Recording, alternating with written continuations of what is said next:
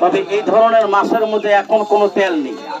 এগুলার গায়ে যদি কেউ এখন আগুন লাগান, এগুলা পুড়ে কয়লা হয়ে ছাই হয়ে যাবে, একটা ফোঁটা তেল পাবেন না।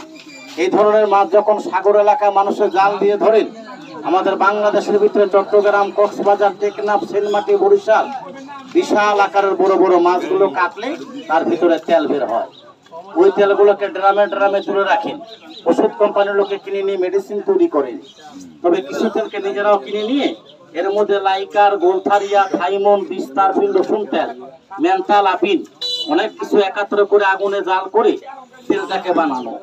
আপনি মাগনা বিনা পয়সায় আমার এখানে তেলটাকে মালিশ করবেন।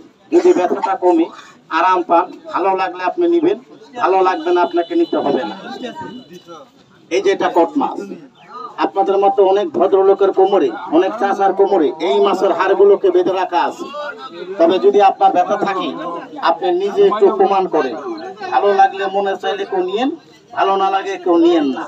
এটাই হলো, দেখেন এই যে কট মাছের তেল পাওয়া যায় মেডিকেলে, ফার্মেসিতে, যার নাম দিয়েছেন ফিশ লিভার অয়েল। এই মাছের তেলের ক্যাপসুল হয়, এডি ক্যাপসুল, অনেকে খায়।